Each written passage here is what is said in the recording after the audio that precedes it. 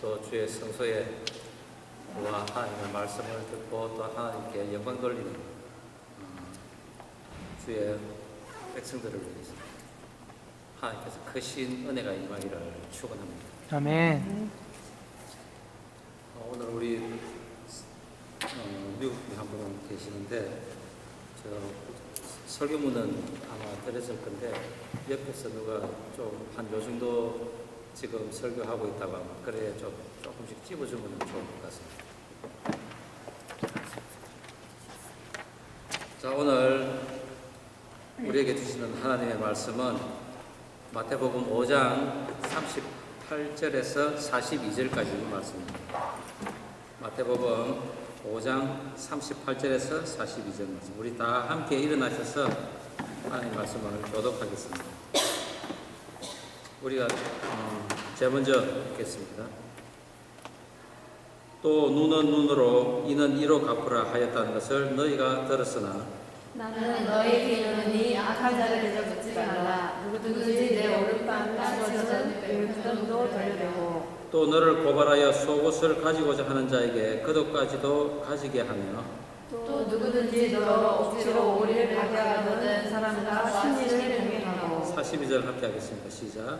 내게 구하는 자에게 주며 내게 구하고자 구하는 하는 자에게 자에게 거절하지 거절하지 말라. 아멘. 자리에 앉으십시오. 말씀을 위하여 잠깐 기도하겠습니다. 하나님 아버지 감사합니다. 오늘 주의 말씀 앞에 나와 있는 주의 어린 자녀들 주님 품에 받아주시고 또한 성령께서 함께 하셔서 이 자리를 축복하여 주시옵소서. 말씀을 전하고 또 나누는 이 시간이 하나님 보시기에 복되도다라고 인정하시는 시간이 되게 하시고 성령께서 생각나게 하시고 알게 하시고 또한 가르쳐 주셔서 이 시간 저희가 말씀을 밝히 깨닫고 저희 가슴 속에 담아가는 시간 되게 하여 주시옵소서. 아멘. 감사드리오며 예수님 이름으로 기도드립니다. 아멘. 탈료의 법칙이 있습니다. 라틴어 렉스 탈리오니스라는 이 단어는 안갚음이라는 그리고 보복이라는 뜻을 가지고 있습니다. 로마 최초의 성문법인 12표법 가운데 하나인 이 법칙은 어떤 사람이 다른 사람의 팔을 부러뜨렸으면 금전적인 화해 그리고 어떤 보상이 이루어지지 않는다면 상대방도 똑같이 그 팔을 부러뜨리라는 그런 법입니다. 이 법 이전에 이미 기원전 1750년경에 바빌로니아의 그 함무라비 법전에 이와 유사한 법이 또 있습니다. 1901년 프랑스 탐험대가 페르시아 옛 도시인 그 수사에서 발굴한 높이 2.3m의 돌기둥에 새겨진 이 법은 귀족과 그리고 자유민 그리고 천민 이 세 가지 계급에 대해서 법 적용을 한 법조문입니다. 그 내용을 잠시 살펴보면은 아들이 그의 아버지를 때렸을 때는 그 손을 자른다. 그리고 자유인의 눈을 뺀 자는 그 눈을 뺀다. 뼈를 부러뜨린 자는 마찬가지로 그 뼈를 부러뜨린다. 자유인이 자유인의 뺨을 쳤을 때는 벌금형에 처한다.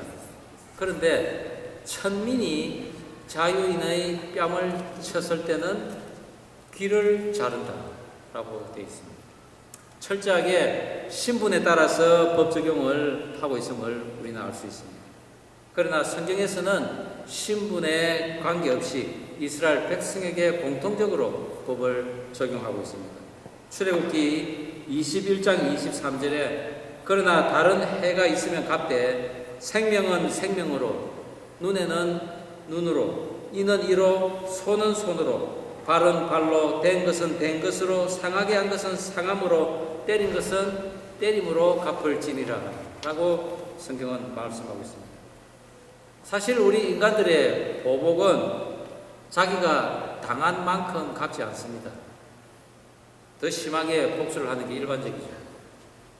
심지어는 어떤 폭력이나 모욕을 당했다고 해서 살인까지 저지릅니다. 복수는 복수를 낳는다고 했습니다. 제가 어렸을 때 동네 아이들이 싸웁니다. 그런데 한 아이가 맞고 웁니다. 그러면은 그 집에 있는 형이 나와서 상대방 아이를 때립니다. 그러면 맞은 아이는 또 집으로 갑니다. 그런데 형이 없는 경우는 누가 나옵니까? 아버지가 나옵니다.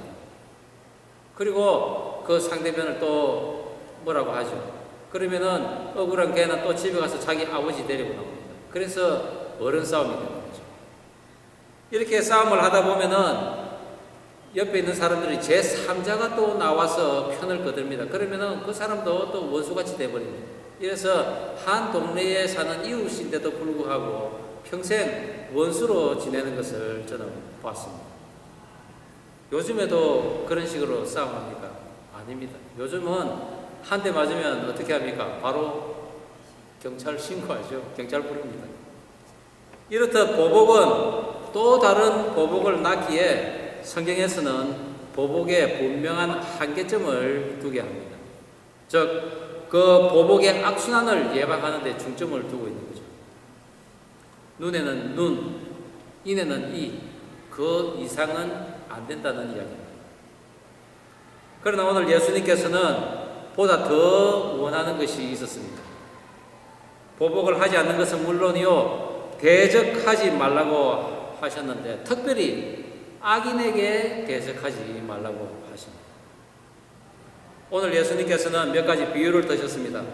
뺨을 때리고 속옷을 빼앗고 그리고 강제로 부역을 하게 하고, 그런데 그 모든 것이 악한 자가 지금 행하고 있다는 것입니다.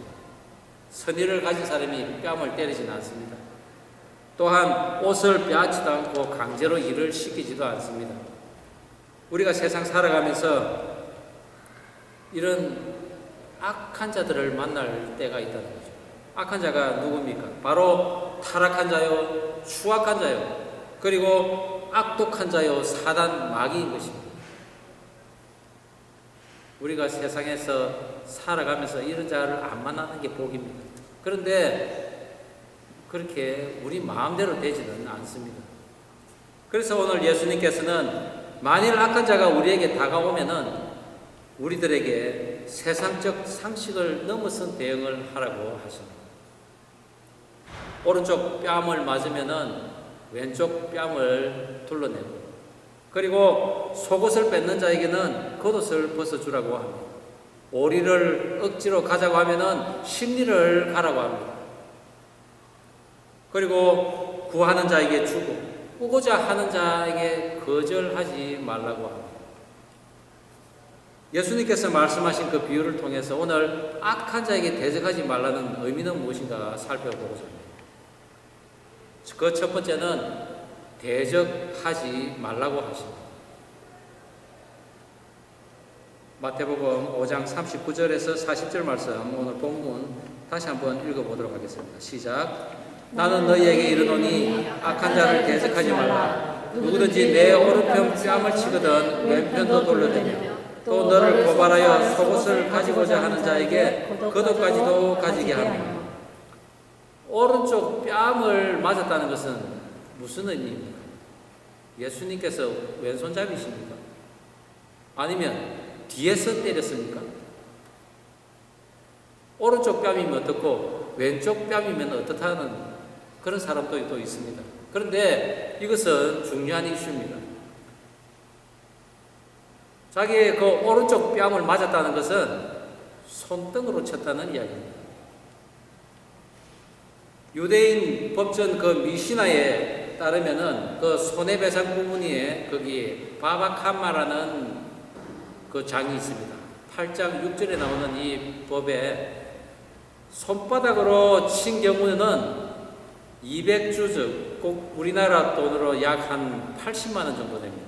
80만 원 정도의 배상을 하라고 합니다. 그런데 손등으로 친 경우에는 그 배인 400주주를 배상해라.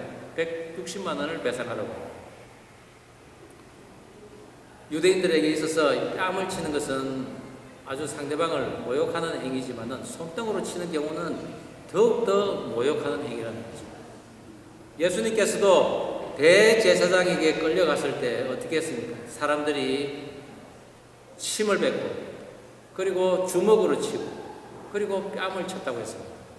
이 침을 뱉는 행위도 마찬가지입니다. 이 미시나에 보면은 침을 뱉어가지고 이 침이 상대방에게 닿았다 하면은 그것도 똑같이 400주주, 약 160만 원의 벌금을 냅니다. 그렇게 예수님께서는 최악의 모욕을 당하시고 있습니다. 이토록 모욕적인 처사를 당했는데도 예수님께서는 왼쪽 뺨마저 돌리라고 합니다. 더 이상 내려놓을 것이 없을 정도의 그 모욕을 너희들은 감당할 수 있어야 된다고 하신 거죠. 이성적으로는 이해가 되지 않습니다. 그렇지 않습니까? 그러나 이 같은 모욕을 우리가 참지 못하고 상대방에게 대항을 한다면 분명히 싸움이 일어납니다. 그런데 오늘 상대는 악인입니다. 악한 자입니다. 그런데 이 상대방이 악한 힘과 만약에 권력을 가지고 있다면 심각한 상황이 벌어집니다. 일방적으로 우리가 당하게 된다는 거죠. 죽을 수도 있다는 거죠. 물질적 손해도 마찬가지입니다. 속옷을 가져가려는 자에게 겉옷을 벗어주라. 이것은 나 자신이 완전히 발가벗김을 당하는 경우입니다. 이스라엘 백성들은 이 속옷과 겉옷 두 종류의 옷만 입습니다. 그런데 이스라엘은 아시다시피 낮과 밤의 그 기온차가 심합니다. 밤에는 겉옷이 꼭 있어야 됩니다. 담요의 역할을 하기 때문에. 그런데 이 중요한 개인 재산과도 같은 이 겉옷을 벗어주지 말라고 율법은 정하고 있습니다. 해가 지기 전에 겉옷을 반드시 돌려주라고 출애굽기 22장 26절에는 그렇게 이야기하고 있습니다. 겉옷의 압류를 금하고 있는 것이죠. 그러나 예수님께서는 그가 얼마나 악하면은 속옷까지 뺏어가려고 합니다. 그런 자에게는 겉옷을 벗어 줘버리라는 거죠. 악인과의 분쟁에 휘말리지 말라는 것입니다. 오늘날도 긴 송사를 하게 되면 어떻습니까? 협박과 금전적인 그 손해를 또한 입을 수가 있다는 거죠. 자칫 송사에 진 경우에는 화병에 죽을 수도 있습니다. 오늘날 속옷을 빼앗겼는데도 겉옷까지 벗어주는 사람이 있습니까? 아마 오늘날에는 없을 것입니다. 그러나 예수님께서는 그런 사람이 또한 있다는 것입니다. 악한 자를 대적하여서 허무한 죽음을 당한 사람이 있습니다. 조상 대대로 포도원을 갖고 온 나봇입니다. 그가 그 포도원을 일구고 있는데 북이스라엘의 왕인 아합 왕이 그에게 다가와서 그 포도원을 자기에게 달라고 합니다. 물론 후한 값을 치르겠다고 했지만은 그 나봇은 하나님께서 이 지파 저 지파로 절대 하나님의 그 기업을 옮기지 말라고 하셨습니다.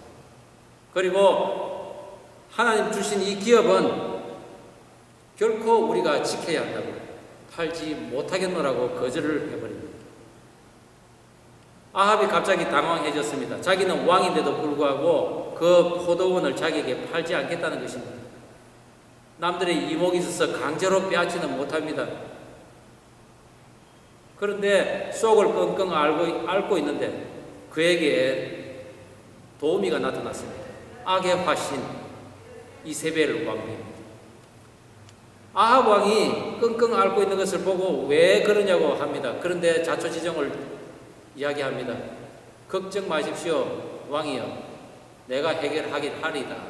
이세벨은 곧 성읍의 장로와 귀족들과 그리고 불량배들을 부릅니다. 그리고 그들에게 나봇이 하나님과 왕을 저주했다는 그런 모함을 씌워서 결국 돌로 쳐 그를 죽입니다. 그리고는 아합에게 이제 나봇이 죽었으니 가서 포도원을 차지하소서. 아합은 내려가서 그 포도원을 차지합니다. 어떻습니까? 나봇은 믿음의 사람이라는 것을 우리는 알고 있습니다. 그런데 명심해야 할 것이 있습니다. 그가 말한 그 율법은 하나님을 경외하는 사람, 그리고 그 율법을 지키는 사람에 한해서 그 율법이 해당된다는 거죠. 아합에게는 그가 나봇이 말한 그 율법이 지켜지지 않는 것입니다. 그가 애초에 그는 그것을 지킬 마음이 없던 것입니다. 더군다나 왕이 되는 것이죠. 이스라엘 백성들이 하나님에게 왕을 달라 할 때 어떻게 했습니까? 오랜 기간의 그 사사 시기에 그들이 타락하자, 그리고 그들의 타락으로 말미암아 외부로부터 침략을 당하자 자기를 지켜줄 왕이 필요했습니다. 왕을 달라고 하자 하나님께서는 진노하셨습니다. 그러나 이스라엘에게 왕을 허락하면서 그들에게 왕위의 그 전례를 분명히 알려주셨습니다. 왕은 너희의 딸들을 취할 것이며 너희의 아들들을 전쟁터로 내몰 것이며 그리고 너희의 밭과 포도원을 빼앗으리라고 분명히 말씀하셨습니다. 그러나 이스라엘 백성들은 괜찮습니다. 왕을 주십시오. 그렇게 이야기하는 거죠. 우리는 기도를 하되 잘 해야 합니다. 그리고 성경을 읽고 믿음 생활을 하되 진솔되고 그리고 지혜롭게 해야 한다는 거죠. 악의 동료요 하나님을 대적하는 자에게 하나님의 율법을 들이대다가 자기 것 다 뺏기고 심지어는 목숨까지 잃는 그런 경우는 없어야 할 것입니다. 물론 이것은 하나님을 부정하라는 것은 아닙니다.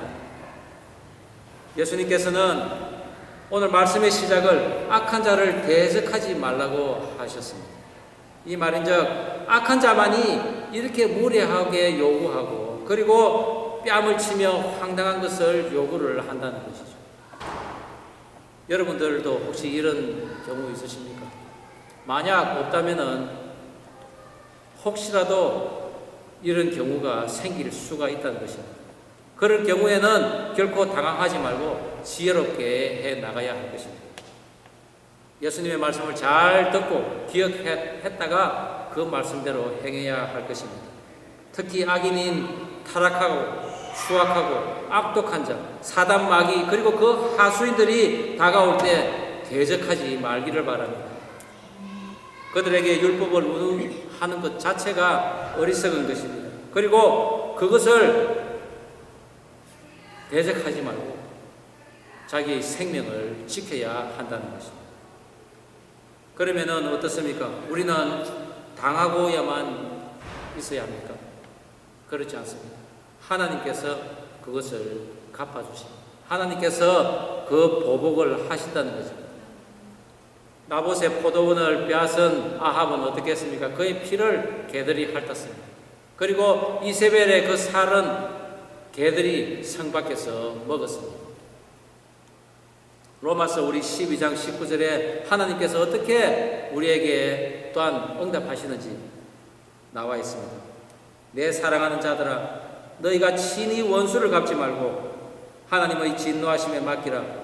기록되었을 때 원수 갚는 것이 내게 있으니 내가 갚으리라고 주께서 말씀하십니다.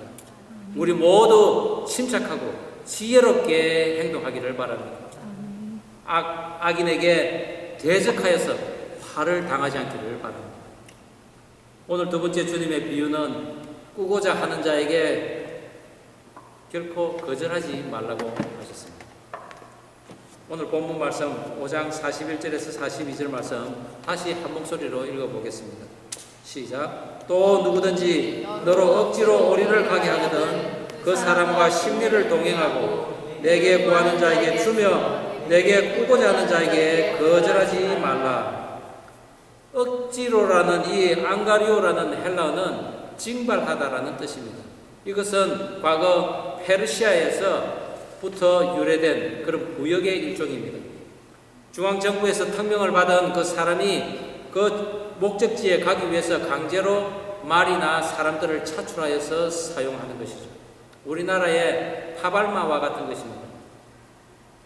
예수님께서는 이처럼 강제로 징용을 당할 때 생길 수 있는 그런 분노와 억울함 그리고 육체적 고통을 받아들이지 못하고 거부한다면 반역죄로 죽음을 당할 수도 있다는 것이죠.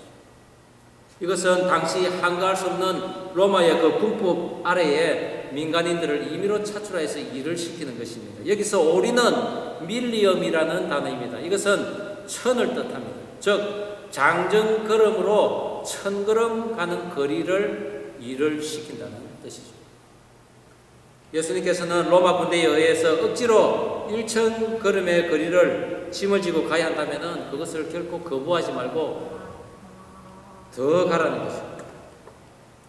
2,000걸음을 가라는 것입니다. 억지로 오리를 가게 한다. 이 억지로 한다는 이 단어는 마태복음 27장 32절에도 나옵니다. 예수님께서 십자가를 지시고 이제 골고다로 갑니다. 그런데 채찍질을 당해서 너무나 심한 상처를 입었기에 그 십자가를 지지 못합니다. 로마 군병이 그 대신 십자가를 질 사람을 찾던 중에 한 사람을 발견합니다. 구레네 사람 시몬입니다. 이때 로마 군병이 억지로 그에게 지게 한 그 억지로라는 단어가 바로 여기에 나옵니다. 그렇습니다. 구레네 사람 시몬이 억지로 십자가를 지었지만은 그는 정말 예수님께서 지신 십자가를 함께 지는 영광을 얻었습니다. 물론 당시에는 상상도 못할 그런 영광을 그는 얻었던 것이죠. 그렇지만 그는 아마 그렇게 생각했을 것입니다. 아니, 내가 뭔데 왜 내가 이 십자가를 내가 져야 하는가? 마치 내가 이 십자가형을 당하는 죄수처럼 왜 십자가를 내가 져야 하나? 아마 불평불만을 했을 수도 있습니다. 그러나 그는 그 십자가를 지고 골고다 언덕까지 걸어갔던 것입니다. 그 모습을 보고 하나님께서 그에게 아마 축복하지 않았겠습니까? 전성에 따르면은 이 구레네 사람 시몬의 아들인 알렉산더와 루포는 초대교회의 그 지도자가 되어서 예수 그리스도의 복음을 널리 전파했다고 합니다. 우리들도 신앙생활하다가 가끔 오리를 가야 하는, 억지로 가야 하는 그런 때가 있을 수도 있습니다. 그러나 그때 그것을 결코 거절하지 말고 오히려 오리를 더 가는 심리를 걸어가는 저와 여러분 되기를 주의 이름으로 축원합니다. 그리 되면은 하나님께서 분명히 상급을 주실 것입니다. 본문에서 내게 구하는 자에게 거절하지 말라고 한 그 구하라는 단어는 무엇을 요청하는 단어입니다. 그러나 또 다른 의미가 있습니다. 당연히 구할 것을 구한다는 의미입니다. 이것은 악인이 구하고 있지 않습니까? 즉 악인은 자기가 꼭 맡겨놓은 것처럼 당연히 내 것이니까는 구한다고 이야기할 것입니다. 그러나 그것마저도 거절하지 말라는 것입니다. 주님께서는 그런 자에게도 주라는 것입니다. 그러면 사람들 이야기할 겁니다. 아니, 무엇이든지 달라면 거절하지 말라는 것입니까? 그래 질문을 할 수도 있습니다. 그러나 우리 교회가 성도 간의 그 교제인 코이노니아에 대한 지침을 이미 이야기했을 것입니다. 성도들 간의 검정 거래 하면 안 됩니다. 그러나 정이 피할 수 없거나 도울 마음이 내게 있다면은 나의 정한 한도가 분명히 있어야 한다는 거죠. 내가 이것을 만약에 줬을 때 받지 못할 것을 감안을 하라는 것입니다. 그것으로 인해 내가 마음이 상하고 그리고 시험 당하지 않을 정도까지 해라는 것입니다. 그것이 지혜 있게 거절을 하는 것입니다. 이 정도는 평범한 그 성도 간의 일이라고는 하지만은 악한 자들, 타락하고 악독하고 추악한 그 사단 마귀의 하수인들, 그들이 막무가내로 요구한다면은 안 들어주면 안 되는 것입니다. 그들의 소원을 들어주는 방법밖에 없다고 주님께서는 오늘 말씀하고 계십니다. 돈을 잃는 것이 목숨 잃는 것보다는 그래도 낫지 않습니다. 그러나 선한 의도를 가진 사람들은 결코 이렇게 상식밖에 요구를 하지 않습니다. 지나치게 하지 않습니다. 안 줘도 사실 우리가 미안할 것이 없습니다. 그런데 여기서 거절한다는 것은 등을 돌린다는 의미를 가지고 있습니다. 요청이 오는 자에게 등을 돌리며 아예 무시하는 것입니다. 나와 너하고 상관이 없다는 것입니다. 사단이 요구했는데 우리가 등을 돌리고 거절하면은 결코 좋은 일이 일어나진 않습니다. 그것에 대비해야 될 것입니다. 그래서 예수님께서는 오늘 우리에게 주시는 말씀, 누군가 억지로 오리를 가자고 하면은 그것을 필요에 따라 안 갈 수도 있지만은 악한 자가 요구하기에 들어주라는 것입니다. 문제는 누가 사단의 앞잡이요 하수인입니다. 바로 예수님의 뺨을 친 자들, 속옷을 나누어 가진 자들, 그리고 십자가를 지고 골고다까지 가게 하사 그 자들, 바로 그들이 악한 자들이라는 것입니다. 하나님이신 예수님께서 힘이 없으셔서 이런 말씀을 하십니다. 결코 그렇지 않습니다. 예수님께서 겟세마네 동산에서 군병들에게 잡혔을 때 칼을 휘두르는 제자에게 어떻게 이야기했습니까? 너는 내가 하나님에게 부탁하여서 12군단의 그런 천사를 불러올 수 있도록 요청하지 못할 줄 아느냐라고 이야기하셨습니다. 예수님께서는 기꺼이 악인들의 행위를 용납하신 것입니다. 거절하지 않으셨다는 것이죠. 그것은 곧 하나님의 약속을 이루기 위함이었습니다. 그렇습니다. 산상수훈으로 제자들에게 내가 예수라는 것, 내가 하나님의 아들이라는 것을 밝히신 예수님, 폭풍을 잠재우시고 그리고 병자들을 고치신 그 예수님이심을 나타내려고 하신 것입니다. 그리고 장차 악인들에게 뺨을 맞고 그리고 속옷을 뺏기고 오리를 가게 하는 그런 자들에게 내가 순순히 응하는 그 사람이 바로 나라는 것을 예수님께서는 오늘 말씀하고 계시는 것입니다. 그러나 그 예수님께서는 제자들에게도 머지않아 너희들도 나의 편을 들었다는 이유로 마귀의 그 원수가 되어서 이처럼 오른뺨을 맞을 때가 있고 그리고 속옷이 뺏길 때가 있고 그리고 오리를 가게 당할 때가 있다는 것입니다. 그런데 우리가 예수님을 진정으로 만난다면은 마귀에게도 악한 자에게도 이렇게 하는데 선한 자에게 우리가 못할 이유가 없지 않습니까? 그렇습니다. 악한 자의 시험임을 알고 우리가 대처를 할 뿐 아니라 사랑하는 그 예수님의 말씀을 순종함으로써 역사에 남는 크리스찬이 될 수 있다는 것입니다.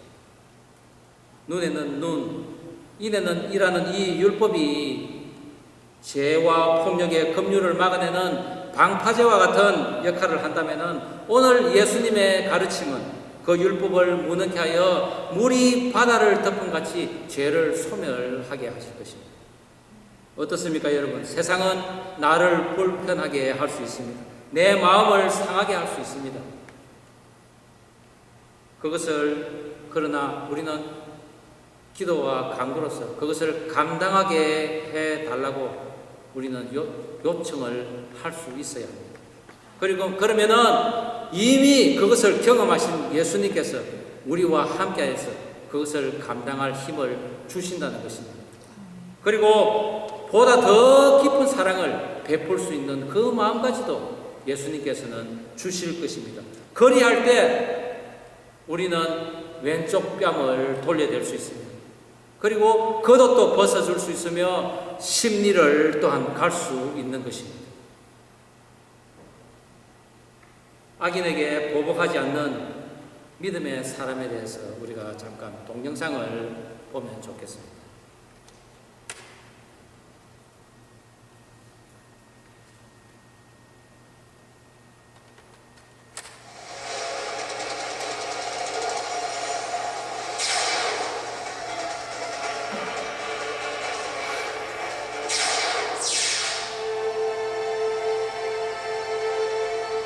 자식이 죽으면 부모는 가슴에 묻는다. 참척의 고통, 창자가 끊어지는 참혹한 슬픔. 자식을 먼저 부르는 것보다 더 큰 고통은 없다는 것입니다. 그런데 여기 두 아들을 가슴에 묻은 아버지가 있었습니다. 대망 후 국도의 혼란과 위기 속에 있었던 한국 사회. 그러던 1948년 10월 군부대 좌익 세력들의 반란으로 여소 수천 사건이 일어났습니다. 내가 살려면 예수를 믿지 않겠다고 해라. 그것만이 내 생명을 지켜주는 유일한 길이다. 여러분이 물리적인 힘으로 내 어떤 헛소리 있을지 모르다. 예수 사상, 예수 신앙은 뽑지 못할 것이오다. 여러분, 예수 믿고 참다운 정신으로 삽시다. 여러분, 나도 우리 형님 뒤를 따라야 합니다. 여러분도 회개하고 예수 믿으시기 바랍니다. 이렇게 두 아들은 좌익 공산당에 의해 순교의 피를 흘렸습니다. 처참하게 죽은 두 아들의 장례식에서 아버지는 감사를 대신하여 다음과 같은 감사를 고백하였습니다. 여러분, 내 어찌 긴말에 감사를 드리리요. 내가 아들들의 순교를 접하고 몇 가지 은혜로운 감사의 조건을 이야기함으로 대신할까 합니다. 나 같은 주인의 혈통에서 순교의 자식들이 나오게 하였으니 하나님께 감사합니다. 허다한 많은 성도들 중에 어찌 이런 보배들을 주께서 하필 나에게 주셨는지 그 점 또한 주께 감사합니다. 삼남 삼녀 중에서 가장 아름다운 두 아들 장자와 차자를 바치게 된 나의 축복을 하나님께 감사합니다. 한 아들의 순교도 귀하다 하거든 하물며 두 아들의 순교리는 하나님 감사합니다. 예수 믿다가 누워 죽는 것도 큰 복이라 하거든 하물며 전부 하나 총살 순교 당함이리요. 하나님 감사합니다. 미국 유학 가려고 준비하던 내 아들, 미국보다 더 좋은 천국 갔으니 내 마음이 안심되어 하나님 감사합니다. 내 사랑하는 두 아들을 총살하는 원수를 회개시켜 내 아들로 삼고자 하는 사랑의 마음을 주신 하나님께 감사합니다. 내 두 아들의 순교의 열매로서 무수한 천국의 열매가 생길 것이 믿어지니 우리 아버지 하나님께 감사합니다. 이 같은 역경 속에서도 이상 8가지 진리와 하나님의 사랑을 깨닫는 기쁜 마음, 여유 있는 믿음 주신 우리 주 예수 그리스도께 감사합니다. 끝으로 나에게 분에 넘치는 큰 복을 내려주신 하나님께 모든 영광을 돌립니다. 이 일들이 옛날 내 아버지, 어머니가 새벽마다 부르짖던 수십 년간의 눈물로 이루어진 기도의 결실이 나의 사랑하는 한센병자 형제 자매들이 23년간 나와 내 가족을 위해 기도해준 그 선의의 열매로 믿어 의심치 않으며 여러분께도 감사드립니다.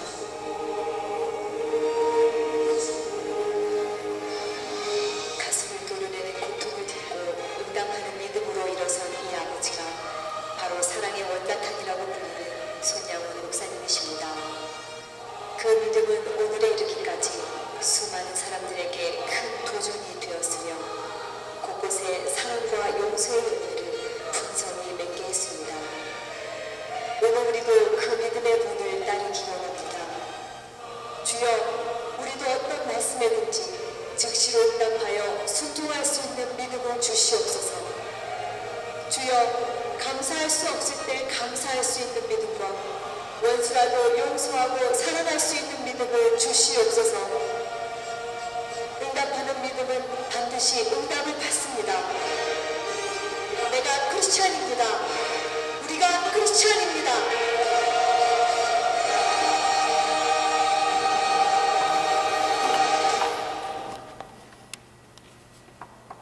악한 자를 대적하지 않는 사람은 오히려 하나님에 대한 사랑과 감사가 항상 있습니다.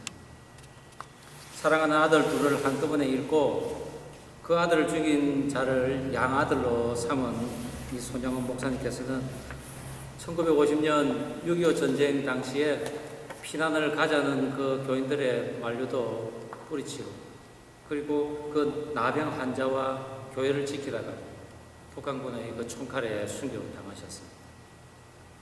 손양원 목사님이야말로 바로 장자의 죽음이 바로 오른뺨을 맞은 것이며 차자의 죽음이 바로 속옷을 뺏긴 것입니다. 그러나 그분께서는 아들을 죽인 그 주동자를 양자로 삼으셨습니다. 그것이야말로 왼뺨을 대는 것입니다. 그리고 그도까지 벗어주는 것이며 심리를 가는 그런 하나님, 사랑이라는 것이죠. 나병 환자를 보살피며 주님의 교회를 지키다가 순교한 것, 그것은 바로 주님의 나라를 거절하지 않은 삶이었습니다. 그렇습니다. 예수님께서 악한 자를 대적하지 말라는 것, 그것은 바로 하나님의 나라를 이 땅에 세우기 위함이었습니다. 다시 한번 말씀드리고 싶습니다. 원수 갚는 것은 하나님의 권한입니다. 예수님께서는 이 권한과 권위를 확실히 인식하셨기에 많은 수욕과 고난을 받았음에도 불구하고 결코 그것에 보복하지 않으시고 한 걸음 더 나아가셨습니다. 그것이 바로 십자가인 것입니다. 아버지, 저들을 용서하시옵소서. 저들이 하는 일을 저들이 모르나이다. 우리에 대한 하나님의 그 진노를 예수님께서 다 걷어가셨기에 우리 안에 있는 그런 분노, 손해, 억울함, 그리고 보복하고 싶은 마음들 다 포기되어야 할 것입니다. 악한 자를 대적하지 말라. 주님께서 말씀하신 그 말씀을 명심하고 주님 걸어가신 그 길을 따라가며 우리 또한 어떠한 상황이 와도 놀라지 말고 그것을 담담히 받아들이며 또한 지혜롭게 행동하면서 하나님께서 주시는 그런 소망함이 반드시 있을 것이라는 것을 믿고 살아가며 저와 여러분 되기를 간절히 축원합니다. 기도하시겠습니다. 하나님 아버지, 감사합니다. 오늘 주신 악한 자를 대적하지 말라는 그 말씀 속에는 우리의 생명을 지키시려는 예수님의 사랑이 있음을 배웠습니다. 더 나아가 악한 자에게만 그러할 것이 아니라 내 사랑하는 이웃 형제에게도 그렇게 할 수 있음이 예수님 안에서 가능함을 오늘 상기해 봅니다. 그것은 우리를 무력하게 하는 것이 아니라 오히려 악한 자를 무력하게 하는 것이며 우리 성도들을 강하게 하며 또한 생명을 낳는 인내요 용납이요 사랑이었음을 또한 알게 되었습니다.